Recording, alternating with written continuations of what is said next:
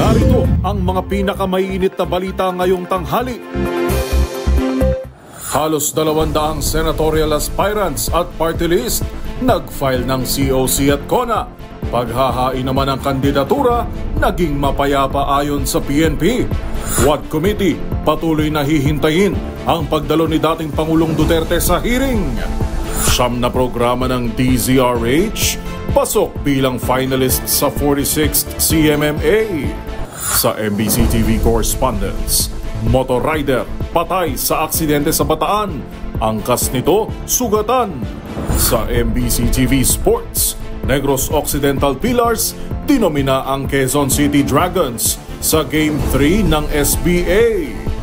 At sa Showbiz Spotted, Golden Charity Gala inilunsad bilang pagdiriwang ng ika-50 edisyon ng Metro Manila Film Festival.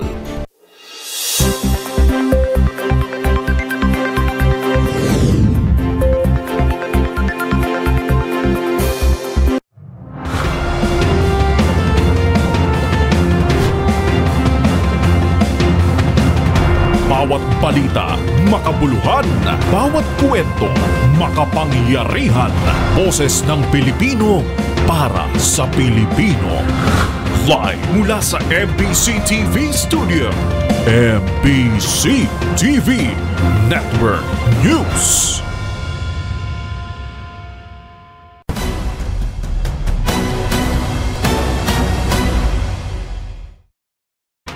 Pilipinas, una sa ating mga balita.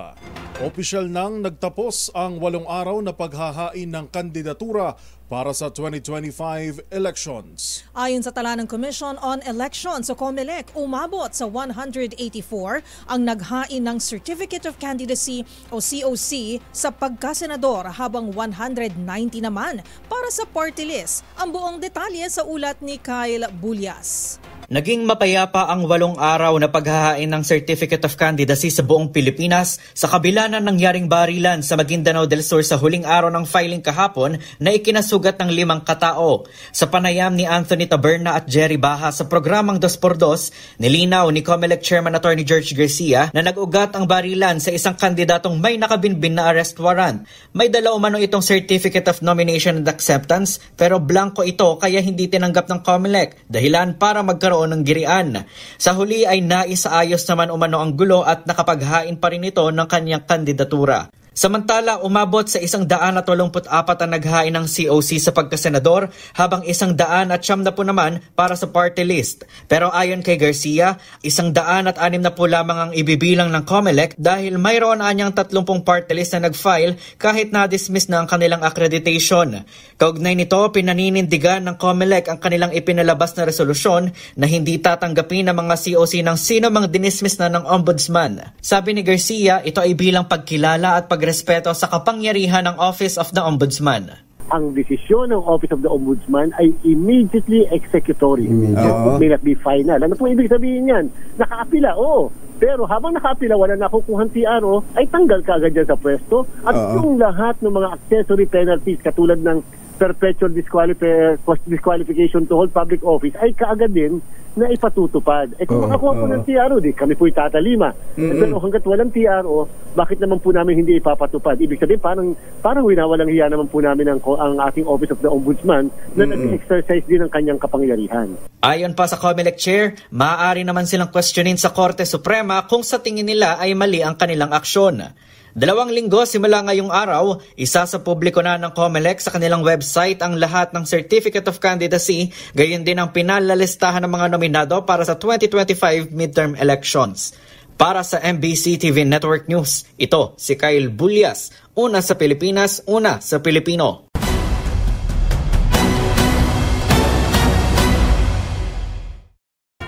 Sa kaugnay na balita, naging mapayapa ang pangkabuang sitwasyon ng filing ng Certificates of Candidacy sa buong bansa. Batayan sa initial assessment na inilabas ng Philippine National Police sa kabila ng isolated na barilan sa Maguindanao. Ang buong detalye, nagbabalik si Edniel Parosa. Naging maayos ang pangkabuang sitwasyon ng filing ng Certificate of Candidacy sa buong bansa batay sa monitoring ng Philippine National Police. Ito ang inisyal na assessment na inilabas ni PNP spokesperson Police Brigadier General Jean Fajardo matapos ang panghuling araw ng paghahain ng kandidatura para sa local at national midterm elections. Ginawa ni Fajardo ang pahayag sa kabila ng tinawag niyang isolated lamang na insidente ng barilang napaulat sa Sharif Agwak, Maguindanao. Sa pulong balitaan sa Campo Crame, sinabi ni Fajardo na sasailalim sa validation ng report kung nakaapekto ba ito sa electoral process sa naturang lugar. Yung overall assessment naman natin ay titingnan natin kung ito bang isolated incident na ito ay nakaapekto sa kabuuan po ng period of filing of candidacy if it's an isolated. Pero even if it's an isolated one, hindi natin po pwede itong ipagwalang bahala kung mapapatunayan na may kinalaman po ito sa pag-file po ng candidacy. Batay sa report ng local police, isa ang nasawi habang hindi bababa sa 4 ang sugatan sa naturang pangyayari. Pero ayon kay COMELEC Chairman George Garcia, wala nangyaring kanselasyon ng COC filing sa nasabing lugar. Sasalang naman sa pag-aaral ng poll body kung ano ang mga lugar na pasok sa election areas of concern. Para sa MBC TV Network News, ito si Edniel Parrosa, una sa Pilipinas, una sa Pilipino.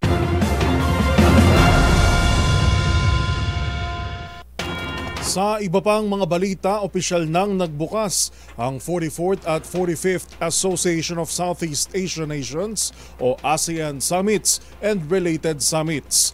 Ang mga kaganapan naman sa Vientiane, Lao People's Democratic Republic o Lao PDR, tinutukan ni Leth Narciso. Opisyal nang nagbukas ang 44th at 45th Association of Southeast Asian Nations o ASEAN Summits and Related Summits dito sa Vientiane, Lao People's Democratic Republic. Dumalo sa seremonya ang mga leader ng Brunei, Cambodia, Indonesia, Malaysia, Singapore, Thailand, Vietnam at si Pangulong Ferdinand Marcos Jr. Sa arrival greetings, sinalubong ang mga head of state ni Lao PDR Prime Minister Sonicsai Sifandon. Nagkaroon ng traditional family photo ang ASEAN leaders. Agad itong sinundan ng opening session ng ASEAN Summits at ilan pang serye ng mga pagpupulong. Sa retreat session, tatalakayin ng ASEAN leaders ang iba't ibang regional at international issues. Inaasahang idudulog ni Pangulong Marcos ang issue ng South China Sea, partikular ang pinakahuling mga insidente sa West Philippine Sea. Tema ng ASEAN Summits ngayong taon, ang ASEAN Enhancing Connectivity and Resilience. Mula sa Vientiane, Lao, ito si Leth Narciso para sa DZRH. Una sa Pilipinas, una sa Pilipino.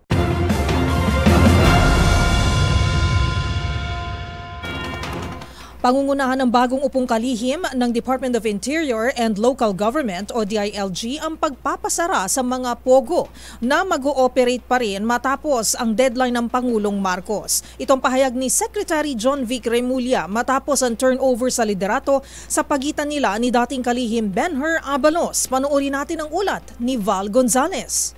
Nagbabala ngayon ang bagong upong kalihim ng Interior and Local Government na personal niyang ipasasara ang mga Philippine Offshore Gaming Operators o POGO na bigong mag-comply sa atas ni Pangulong Ferdinand Bongbong Marcos Jr.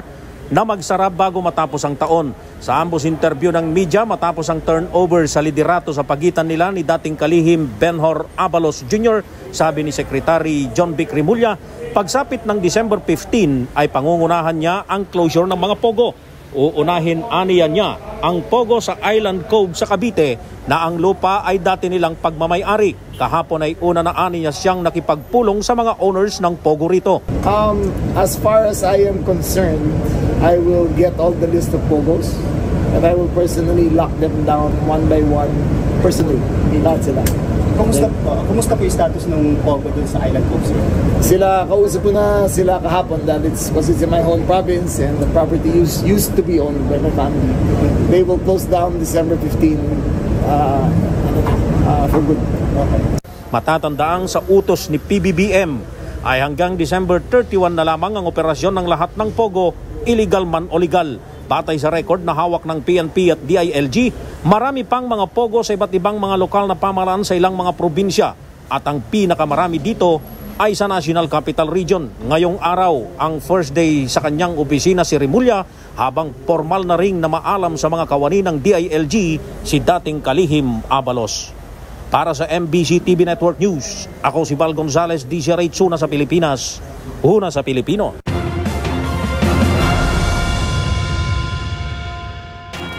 Bagamat hindi aasa ang Quad Committee, hihintayin pa rin ang pagdalo sa hearing ni dating Pangulong Rodrigo Duterte. Ito'y matapos magbitiw ng mga pahayag ang dating Pangulo na handa siyang humarap sa hearing ukol sa ugnayan niya sa isyu ng extrajudicial killings dahil sa war on drugs ng kanyang administrasyon. Ang buong detalye sa ulat ni Milky Rigunan.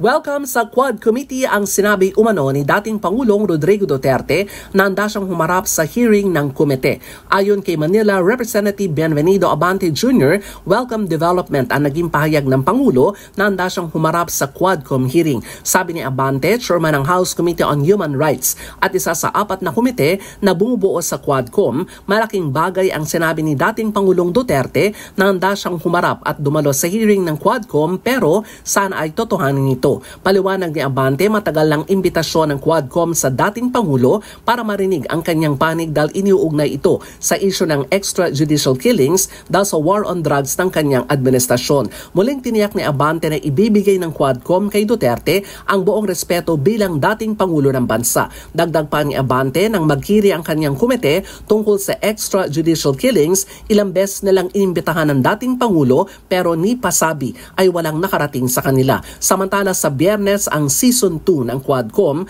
na nag-iimbestiga sa EJK, Pogo at illegal drugs. Paliwanag ni Abante, hindi pa imbitado sa Biyernes ang dating Pangulo dahil may mga nauna na silang inimbitahan at baka daw hindi mapansin ang mga ito. Para sa MBC TV Network News, ako si Milky Rigunan, una sa Pilipinas, una sa Pilipino.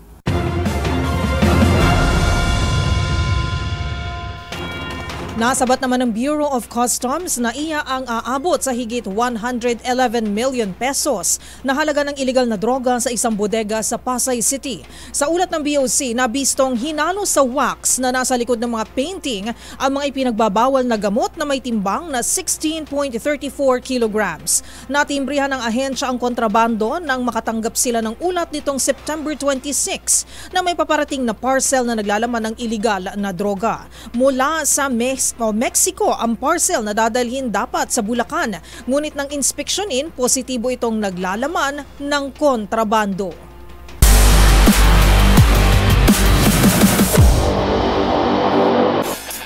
Sa mundo ng billiards, pinangunahan ni Oliver Batman Villafuerte ang Negros Occidental Pillars na nagdaang laban nito kontra Quezon City Dragons sa Game 3 ng SBA. Tinalo ng Negros Occidental ang QC sa Day 5 o 5-day match-up para maging overall week winner. Ang intense Sharks action tutukan sa report ni Matchpoint Mili Borja. Nakabawi ang Negros Occidental Pillars matapos duminahin ng Quezon City Dragons sa Game 3 series ng SBA. Magugulitang bumangon ang Negros Occidental mula sa pagkatalo nito kontra MSW Mavericks sa Game 2. Ipinamalas ni Oliver Villafuerte ang kanyang inner Batman matapos pangunahan ng team at hirangin bilang Player of the Week with 3 break and run, 59% break success, idagdag pa ang 2 golden break at 91% na overall rating. Sa unang araw ng bakbakan, hindi pinalampas ng Pillars ang pagkakataon at nakuha ang panalo sa 5v5 King of the Hill. Sa Day 2, nakuha ng Quezon City ang punto sa Sharks double with dynamic duo Jericho Banyares and Dinmar Castronuevo. Pagdating sa sunod na araw, nakuha ni Jolo Aspuria ang ikalawang panalo ng Pillars sa serye sa one-on-one match. The format of the game is all about who is focused, who is more stronger in handling pressure. I'm very confident with my boys. At nagpatuloy pa ang momentum ng kanilang team sa Day 4 nang makabawi ang mga ito sa Sharks double matapos ang magandang performance ni Alberto Espinola at Jonald Galve. Bagamat nakabawi ang QC sa King of the Hill sa Day 5, hindi na ito naging sapat para maagaw ang 13-10 lead ng Pillars. Samantala, narito ang tapatang dapat abangan sa Game 4 ng Sharks Billiards Association Season 1 na gaganapin mula October 9 hanggang October 13. Para sa mga interesadong matunghayan live ang naturang intense pool action, libre itong mapapanood sa Sharks Arena and Sports Bar sa Tomas Morato sa Quezon City. Para sa MBC TV Network News, Ito si Mili Borja, una sa Pilipinas, una sa Pilipino.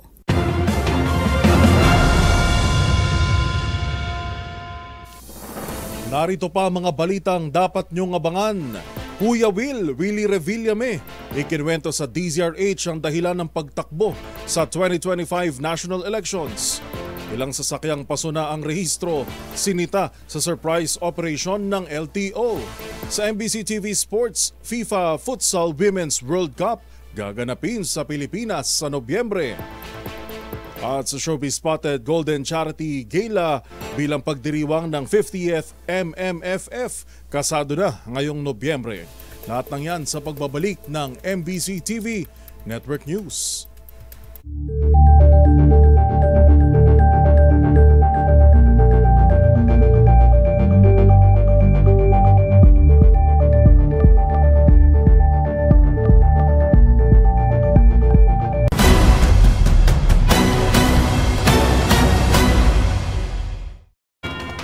Sa pagpapatuloy ng ating balitaan, busilak na puso sa pagtulong sa mga mahihirap.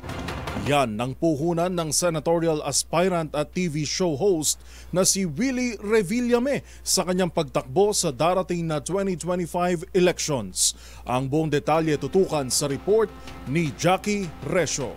Naawa na ako sa mga kababayan natin. Puro awayan na lang. Awayan na nakikita na lahat.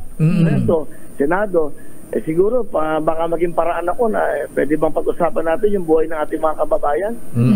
Hindi yung ating pride at ego. Ang daming naghihirap nating kababayan dito, Teo. Kung nadidinig mo lang yung sinasabi sa akin araw-araw. Ito ang naging sagot ni TV show host Willie Revillame kaugnay sa pagtakbo niya bilang senador sa 2025 midterm elections.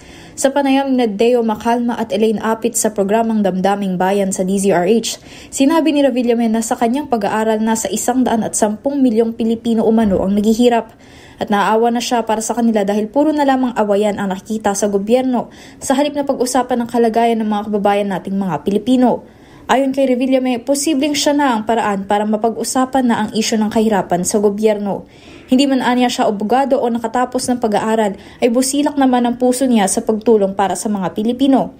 Giit pa ng TV show host na ang layunin naman ng pagiging isang public servant ay makatulong at hindi naman kinakailangan umano na mayroon kang kaalaman para dito. What is a public servant? What is a senator? What is a mayor? What is a public servant? Hindi ba makatulong?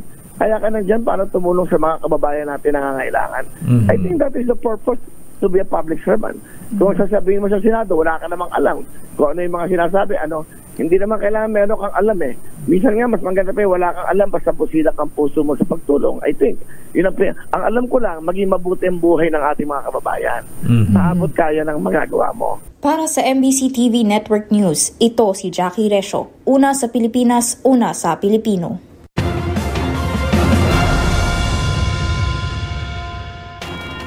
Walang basihan ang pagdadawit kay Special Assistant to the President Antonio Lagdameo Jr. sa umunay korupsyon sa pondo ng Bangsamoro Autonomous Region in Muslim Mindanao o BARM. Ayon sa pahayag ni Chief Minister Ahod Ibrahim, fabricated, gawa-gawa at isang libelous statement lamang ang akusasyong ibinabato kay Lagdameo. Naritong ulat ni Val Gonzalez. Pawang fabricated, gawa-gawa at isang libelous statement. Ito ang diretsahang pahayag ngayon ni Bangsamoro Autonomous Region in Muslim Mindanao Chief Minister Ahod Ibrahim. Kasunod ng pinalulutang ng ilang mga political figure sa rehiyon ng Mindanao hinggil sa umano'y maling paggamit ng bilyong pisong pondo na dapat ay laan sa development ng BARM. Kinokondina ni Minister Ibrahim ang aniyay walang basihang akusasyon na nagdadawit kay Special Assistant to the President Antonio Lagdameo Jr. Sa official statement ng Bangsamoro government na pirmado ni Chief Minister Ibrahim, iginiit nito ang masamang intensyon ng paratang para sirain ang reputasyon ni Secretary Lagdameo maging ng buong pamunuan ng pamahalaan ng Bangsamoro. Bagamat hindi direktang tinukoy pero nagugat ang pag-alma ni Chief Minister Ibrahim kasunod ng pinalutang na aligasyon ni dating TESDA Chief Soharto Mangudadato sa isang campaign event sa kanilang lalawigan. Si Mangudadato ay tumatakbo ngayong governor sa Maguindanao del Norte at dahil nalalapit ng halalan, umaapila si Ibrahim sa lahat na iwasan ng personal na pag-atake at maling akusasyon na walang sapat na batayan kundi ang pansariling interes lamang. Sa ngayon, sabi ni Chief Minister Ibrahim, pinag-aaralan na nila ang pagsasampa ng kaso laban sa malisyosong pahayag ni dating TESDA Chief Mangu Dadato. Para sa MBC TV Network News, ako si Val Gonzales, una sa Pilipinas, una sa Pilipino.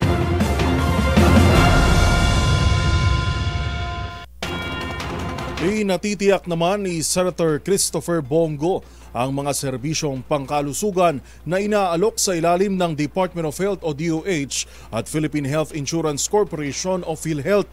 Ayon sa senador, nakukulangan siya sa serbisyo ng DOH at PhilHealth kaya't hiniling nito na huwag munang aprobahan ang kanilang budget para sa 2025. Narito ang buong report ni Raymond Dadpaas. Nakukulangan si Senador Christopher Bongo sa serbisyo ng Department of Health at Philippine Health Insurance Corporation o PhilHealth. Kaya't hiniling nito na huwag mo nang aprobahan ang kanilang budget para sa 2025. Sa budget deliberation sa Senate Subcommittee on Finance, hiniling ni Go kina Health Secretary Teodoro Ted Herbosa at PhilHealth CEO Emmanuel Ledesma na lumagda ng commitment letter. Para sa DOH ay kailangan itong tiyakin na magpapatuloy ang walang tigil na operasyon ng mga malasakit centers sa bansa. Ang pagtatayo ng malasakit center sa magitan ng Republic Act 11463 ay inakda ni Senator Go. Ganon din ang tuloy-tuloy at walang tigil na pagbibigay ng medical assistance para sa mga mahirap na mga pasyente sa magitan ng mga malasakit centers. Samantalang sa PhilHealth ay napakarami ng ipinangako ang kanilang Pangulo na si Ginoong Emmanuel Ledesma, ngunit napako ang mga ito. Kabilang na dito ang pagbaba ng premium contributions, pagtataas sa case rates, palalawakin ang mga benepisyo para sa mga miyembro, libreng gamot at wheelchair, sasaklawin ang mga emergency cases, dental at optometric services, tanggalin ang 24-hour confinement requirement at ang pagtanggal rin sa single period of confinement policy. Pinabura ni Senador Pia Cayetano ang kahilingan ni Senador Bongo kahit sinabihan sina Secretary Herbosa at Ledesma na mag-comply bago nila i-endorso ang kanilang budget sa plenary. Una nito'y kinastigo ni Senador Go si Ledesma dahil sa hindi pagdalo ng hearing noong October 2 na siya mismo ang nag-set ng date. Nagsumiti ito ng medical certificate na kailangan niyang magpahinga ng 2 araw dahil sa pananakit ng kanyang likod. Ngunit kinabukasan, kasama niya si Pangulong Bongbong Marcos sa isang event. Sabi ninyo, available kayo noong October 2. 2 hours prior to the hearing, sasabihin mo hindi ka makakapunta. Nag-submit ka ng medical certificate dated October 1 showing recommendation of his physician to have a bed rest for 2 days. Pero 2 hours mo binigay sa amin. Respeto naman po, Mr. Ledesma, kung gusto mong respetuhin ka rin po. Respeto lang po hinihingi ko kung gusto mong respetuhin ka. Bakit nung October 3? Tingnan nyo. Kung sakit yung likod mo. Para sa MBC TV Network News, ito si Raymond Dadpaas, una sa Pilipinas, una sa Pilipino.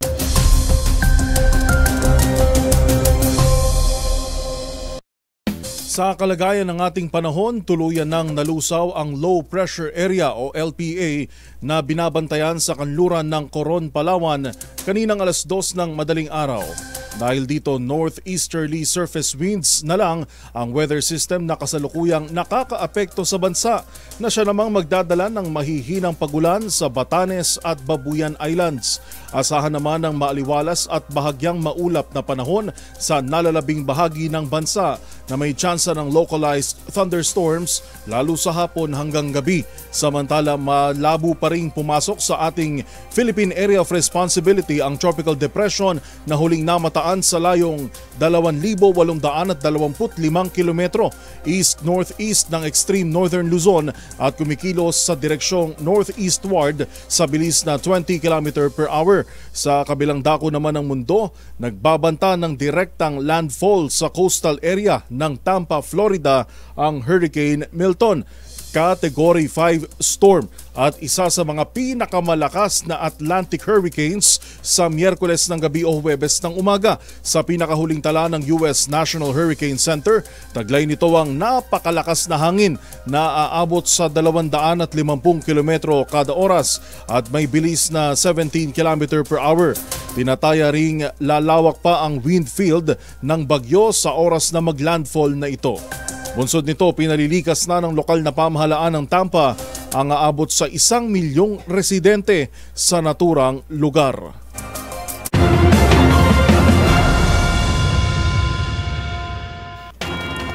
Sa iba pang mga balita, kabilang sa sakop ng mas pinalakas na Self-Reliant Defense Posture Program ang cyber tools bilang panlaban sa banta ng cyber domain ayon sa Armed Forces of the Philippines. Kasama na ito sa mga hamon na dapat bantayan kapag pinag-uusapan ng external security. Nagbabalik si Edniel Parosa. Hindi lamang armas at equipment, kundi maging cyber tools ay inaasahang madedevelop na sa bansa matapos maisabatas ang pinalakas na Self-Reliant Defense Posture Program. Ito ang binigyang diin ni Armed Forces of the Philippines spokesperson Colonel Francel Padilla sa gitna ng umano'y banta sa cyber domain na kasama na sa mga dapat bantayang hamon kapag pinag-uusapan ng external security. Sabi ni Padilla sa D0H, kasama sa binabanggit ng cyber tool sa threat detection system, artificial intelligence para sa intel gathering at advanced encryption technique na pangontra naman laban sa iba pang banta sa cyberspace gaya ng hacking.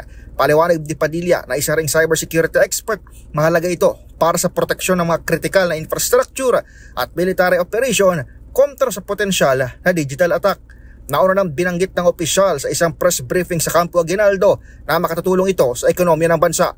This law also supports our long-term economic benefits of a thriving local defense industry, contributing to job creation and technological advancements in the Philippines. So hindi lang ito armas at mga equipment, pati cyber tools will be developing them in-house. Nagpahayag naman ng pagkabahala noon si Defense Secretary Gilbert Teodoro sa presensya ng illegal na pogo sa Bambam Tarlac malapit sa military camp sa bayan ng Capas. 2 minutong flight lang kasi ang layo ng 32 building complex sa Training and Doctrine Command ng Philippine Army at Light Armor Division. Para sa MBC TV Network News, ito si Edniel Parosa. Una sa Pilipinas, una sa Pilipino.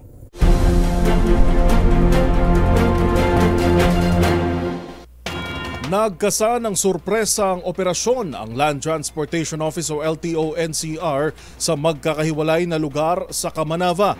Ilang mga pampasaherong jeep at van na dadaan sa bahagi ng Barangay Potrero ang sunod-sunod na natikitan dahil sa pasa o pasong rehistro.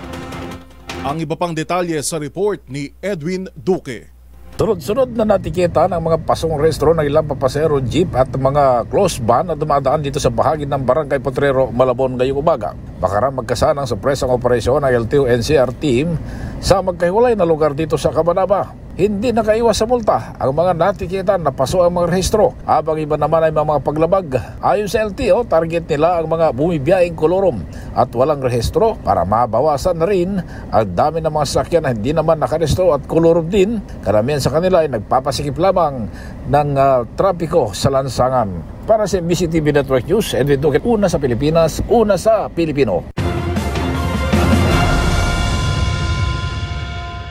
Narito pa ang mga balitang dapat ninyong abangan. Pagsulong sa kapakanan at karapatan ng mga OFW, tiniyak ni Pangulong Bongbong Marcos sa mga Pilipino sa Lao.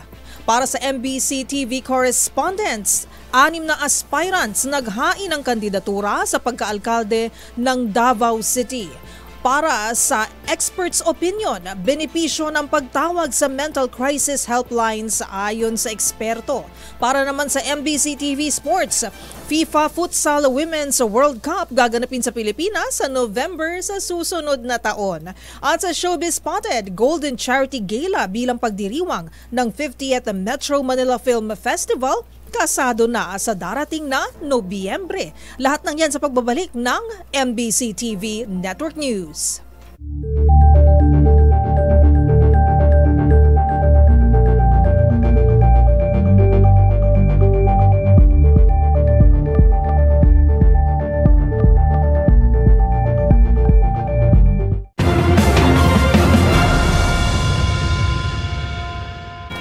Nananatiling prioridad ng Marcos administration ang karapatan at kapakanan ng mga overseas Filipino workers. Ito ang tiniyak ni Pangulong Bongbong Marcos sa pagharap niya sa Filipino community sa Lao nang bumisita ito sa bansa para sa 44th and 45th ASEAN Summit and related summits. Ang buong detalye i-report ni Rose Babiera. Patuloy namin ginagawa prioridad ang mga OFW upang aming maitaguyod at protektahan ang inyong karapatan at kapakanan. Ito ang tiniyak ni Pangulong Bongbong Marcos sa mga Overseas Filipino Workers o OFW nang bisitahin niya ang komunidad ng mga Pilipino sa Lao, kasabay ng pagdalo sa 44th at 45th Association of Southeast Asian Nations o ASEAN Summits and Related Summits sa bansa. Kasama ang iba pang kawani ng pamahalaan para kumatawan sa iba't ibang ahensya ng gobyerno. Sinabi ng Pangulo na ito ang pangunahing tunguhin kung bakit mas pinalalakas ang ugnayan sa pagitan ng Department of Migrant Workers, Department of Foreign Affairs at ng Embahada ng Pilipinas sa iba't ibang bansa. Ginagawaan niya ng gobyerno ang lahat upang maprotektahan ang interes ng mga OFW. Kaya naman maaaring umasa ang mga ito dahil handang tumulong ang mga nabanggit na ahensya kapag sila ay nangangailangan. Kinilala din ng Pangulo ang mga Pilipino sa Lao at ang kanilang kontribusyon sa bansa bilang mga guro, engineer, executive at expert. Pagbibida rin ng Philippine Ambassador to Lao na si Dina Joy Amatong. Ang serbisyo, trabaho at ang ugnayan na nabuo ng mga Pilipino sa araw-araw na interaksyon nila sa mga lokal doon ay nagbunga ng mataas na pagtingin sa kanila ng mga Laotian. Ayon kay PBBM, mahalaga ang papel nito sa pagpapalakas ng people-to-people relations sa pagitan ng Pilipinas at Lao. Kaya naman sa kanyang talumpati, hinimok ng Presidente ang lahat ng mga Pilipino na maging ambassador of goodwill sa mga bansa na kanilang pinaninirahan. Para sa MBC TV Network News, ito si Rose Babiera.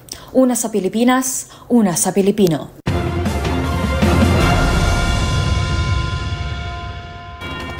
Isinusulong naman ng Trabaho Party List ang reforma sa provincial rate ng sahod ng mga manggagawa sa iba't ibang rehiyon sa bansa. Ayon sa tagapagsalita ng grupo, dapat makatarungan ang sistema kahit magkakaiba ang sahod sa bawat rehiyon upang maitaas ang antas ng pamumuhay ng lahat. Ang iba pang detalye, nagbabalik si Edniel Parosa. Isusulong ng Trabaho Party List ang pagsasaayos ng provincial rate ng sahod ng mga manggagawa sa iba't ibang rehiyon para iakma ito sa pang-araw-araw na pangangailangan sa makabagong panahon. Ayon kay Attorney Michelle David Espiritu, tagapagsalita ng grupo, dapat nang palitan ng minimum wage at ipagkaloob ang tinatawag nilang living wage kung saan sapat ang pinapasahod ng mga kumpanya para sa minimum basic needs ng bawat pamilya. Paliwanag ng Trabaho Party List, tututukan ito ang mga isasagawang pag-aaral at panukala upang maging equitable o makatarungan ng sistema kahit magkakaibang sahod sa bawat rehiyon. Aniya, hindi umano dapat pagbanggaan ng grupo ng mga manggagawa at grupo ng mga negosyante sa naturang issue, subalit dapat silang magkaisa upang maitaas ang antas ng pamumuhay ng lahat. Kinikilala ng Party List Group ang kahalagahan ng balansing usapin sa pasahod kung saan isinasaalang-alang ang kapakanan hindi lamang ng mga manggagawa kundi pati na rin ng mga employers.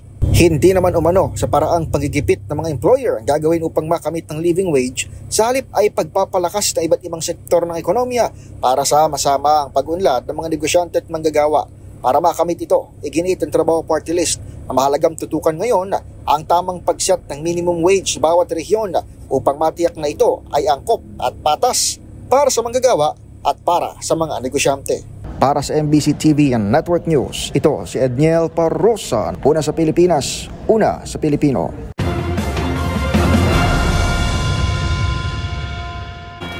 Pasok bilang finalist sa radio category ang siyam na programa ng DZRH sa 2024 Catholic Mass Media Awards.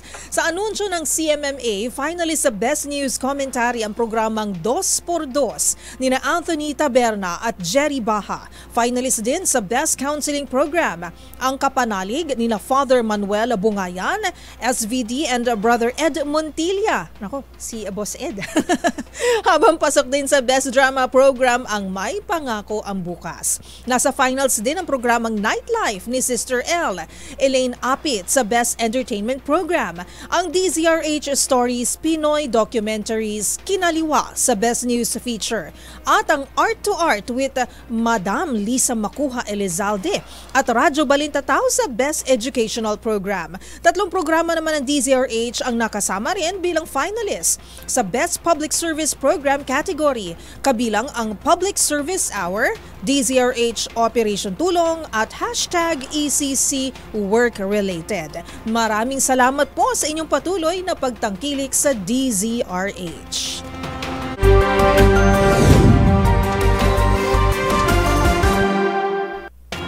Isa naman ang nasawi at isa ang sugatan matapos mawala ng preno ang motorsiklo habang binabaybay ang kahabaan ng National Road sa Balanga, Bataan.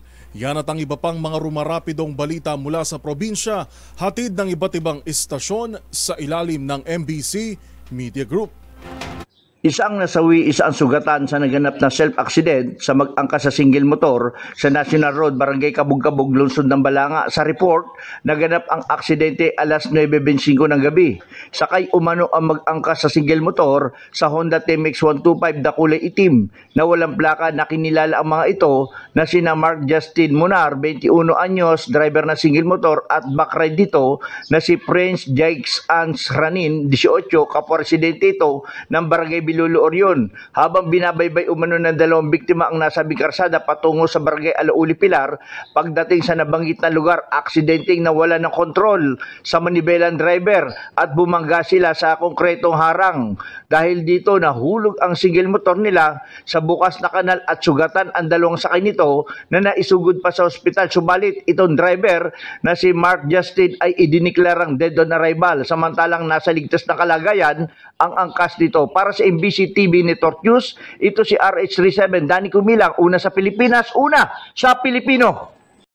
Balita mula sa Cordillera. Sa kabuuan ay naging tahimik at maayos ang paghahain ng Certificates of Candidacy sa Cordillera mula Oktubre 1 hanggang 8 ng taong kasalukuyan. Bilang mandato ng Police Regional Office Cordillera Administrative Region na panatili ng peace and order, matiwasay na naipatupad ng mga police forces ang security measures sa lahat ng kandidato sa loob ng 8 araw na walang nangyaring di kanais-nais.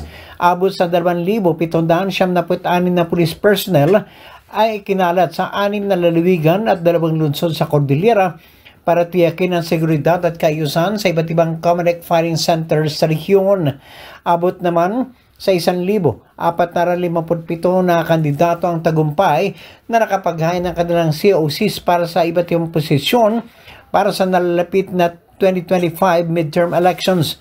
Kaugnay nito, tinayak ng pamunuan ng Cordillera PNP ang kanilang kahandaan na umaksyon upang siguraduhin ang kaligtasan at seguridad sa buong panahon ng proseso ng halalan para sa 2025 national at local election. Para sa TV Network News, ito si RH41 Romy Gonzalez, una sa Pilipinas, una sa Pilipino.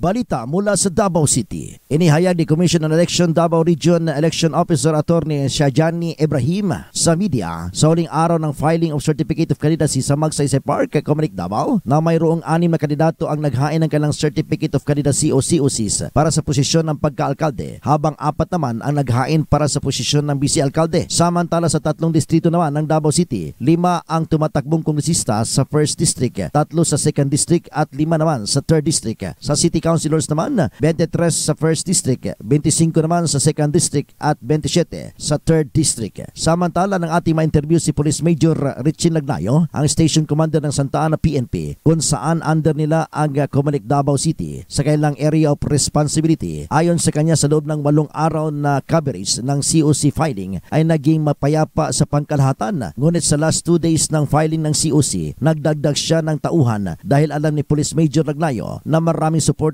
ang pamilyang Duterte at Nograles. Sa ginawa natin na coverage sa security regarding the COC filing, the activity is generally peaceful and orderly, and we have no any untoward incident na nangyari sa ginanap na COC filing. Tipik sa pahayag ni Police Major Lagnayo. Para sa MBC TV Network News, ito si June Suter, una sa Pilipinas, una sa Pilipino. 32 anyos na street level individual drug personality timbog sa bypass operation ng PNP sa Mangaldan, Pangasinan. Nasa likod ngayon ng Riyas na bakal ang isang tulak ng illegal na droga matapos itong maaresto sa bypass operation. Sa ulat ni Chief of Police Lieutenant Colonel Roldan Cabatan, nagsagawa ng operasyon ng kanyang mga tauhan sa Drug Enforcement Unit kung saan isa sa mga pulis ang nagkunyaring bayar at nakipagtagpo alas 11 ng umaga sa Barangay Embarcadero, at dito nagkaabutan ng illegal na droga at marked money kaya agad itong inaresto. Ang suspek ay kinilalang si Crisanto Aquino alias Tato, street level individual Rizal, 32 anyos, construction worker sa residente ng Barangay Santo Tomas, San Jacinto, Pangasinan. Isang plastic sachet na naglalaman ng hinihinalang sibong nasamsam sa suspect na tumitimbang ng 1.3 grams at nagkakalaga ito ng 8,840 pesos. Kasong paglabag sa Republic Act 9165, Comprehensive Dangerous Drug Act of 2002 ang kinakarap ngayon ng suspect. Para sa MBC TV Network News, ito si Freddy Fajardo, Aris 38, una sa Pilipinas, una sa Pilipino.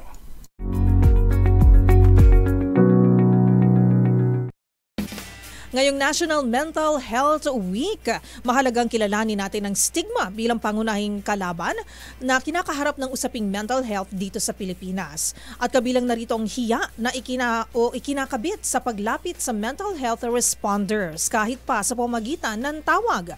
Pero ayon sa isang psychologist, malaking tulong ang naibibigay ng crisis helplines bilang epektibong mental emergency response. Ang paliwanag dyan tutukan sa experts' opinion report na ito. Sa isang konserbatibong bansa tulad ng Pilipinas, hindi maitatanggi na madalas pa ring mailap at tikom ang bibig ng maraming Pilipino pagdating sa usaping mental health. Pero sa kabila nito, aktibo pa rin kumikilos ang pampubliko at pribadong sektor sa social media para imulat ang mata ng publiko sa halaga ng mental health at ilapit ang serbisyo para sa mga nangangailangan nito. At isa nga sa kanilang inisyatiba ang Mental Crisis Helplines, kung saan one click away na lang ang paghingi ng tulong. Bagay na mahalaga para kay Dr. Kurt Arcangel, isang psychologist. I've been part of the NCMH Crisis Hotline before. So para sa akin, napakahalaga ng mental health lines lalo na sa mga moment of crisis. No, for example, lalo na sa Pilipinas, diba? Marami tayong mga or daanan tayo ng mga natural calamities, lalo na bagyo, no? Ang mental health helplines or hotlines, they provide immediate support. So sa mga taong walang ibang malapitan or makausap, lalo na sa oras ng pangangailangan, okay? These helplines are or can offer emotional and psychological first aid. Para kay Dr. Kurt, nagsisilbing tulay ang crisis hotlines para mabilis na maabot ng publiko ang psychological assistance na kinakailangan nila. Nagkakaroon din anya ito ng positive impact dahil nagsisilbi nila itong karamay sa gitna ng pag-iisa. A professional usually start by creating a safe and calming environment para sa caller. Yan ang number one na dapat tandaan na as a responder, no, syempre they listen actively, right? Nagpapakita tayo ng empathy at inutulungan natin ang caller na i-regulate ang emotions nila. Paalala pa nito, professional man o hindi, maliban sa pakikinig ay kailangan din nating maging sensitive para tulungan silang maramdaman na totoong may nakikinig at nakakaintindi sa kanilang pinagdaraanan, gaano man ito kabigat.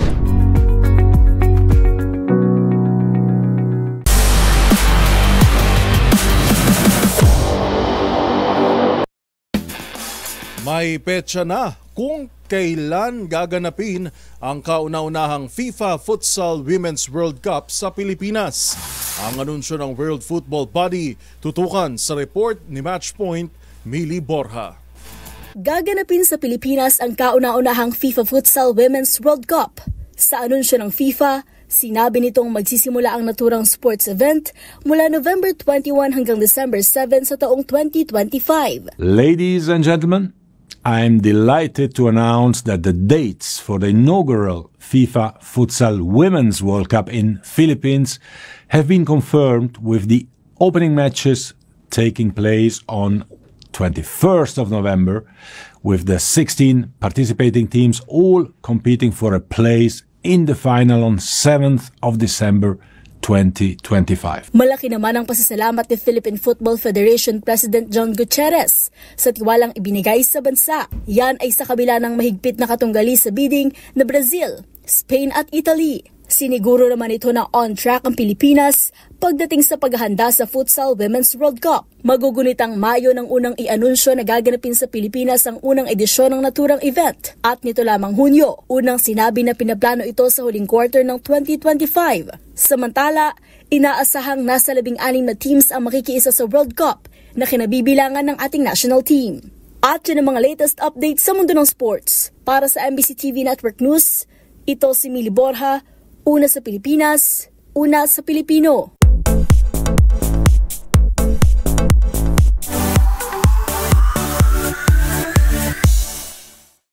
Kasabay ng ceremonial contract signing ng Metro Manila Film Festival at Manila International Film Festival, inanunsyo ang kauna-unahang Golden Charity Gala bilang pagdiriwang ng 50th year ng MMFF. Formal na sinelyohan ng Metro Manila Film Festival sa pangunguna ni MMDH Chairman Attorney Romando Artes, gayon din ang pamunuan ng Manila International Film Festival at Mobile Fund o Movie Workers Welfare Foundation ang kanilang pagsasani puwersa para sa mga nakahandang aktibidad bilang pagdiriwang ng ika-5 dekada ng tinaguriang biggest, most popular and widely supported MMFF. Marami po tayong plano na gustong gawin. Marami rin po tayong activities. Kasama na dito itong gala na atin pong i-host this year. Pero bukod sa Golden Charity Gala na gaganapin sa November 11 sa City of Dreams, Manila, kasado na rin ang bigating MMFF Masterclass para sa mga manggagawa sa creative industry. Aside from the gala, meron po tayong celebrity golf tournament na gagawin. Meron din pong masterclass kung saan ang mga film creatives na nagtatrabaho sa Hollywood ay dadalhin po natin dito para magturo po ng paggawa ng pelikula na masasabi natin na international standard talaga. Kamakailan nga lang inilunsad ang Sine Sigla sa 50 kung saan muling mapapanood sa mga sinihan ang MMFF Classics sa halagang 50 pesos hanggang October 15. And speaking of panonood sa mga sinihan, aminado ang veteran actress at chairman ng Mobile Fund na si Miss Boots Anson Roa Rodrigo na isang malaking hamon sa pagpapatibay ng industriya ng pelikulang Pilipino ang patuloy na pag-arangkada ng digital streaming. We can understand kung bakit naaagaw po ng streaming ang audience natin kasi wala akong babayaran dito kundi subscription. Siguro pag-ibayuhin na lang natin ang paggawa ng mahusay, magagandang pelikula. Magunita na noong nakaraang taon, hawak ng MMFF ang titulo bilang highest grossing edition of all time matapos itong tumabo ng 1.069 billion pesos sa takilya.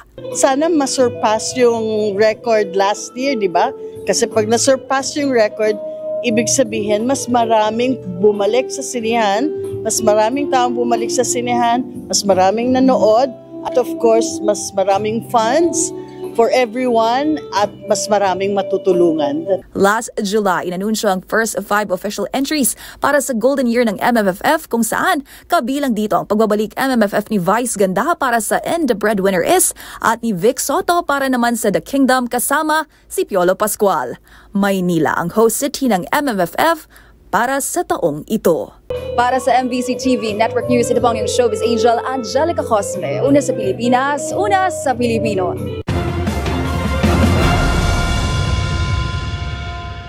At iyan ng mga nakalap naming balita ngayong araw ng Miyerkules. At syempre, bago tayo magtapos, partner, meron na lamang tayong... Wow! Ilan yan? 77 days. 77 araw bago ang Pasko.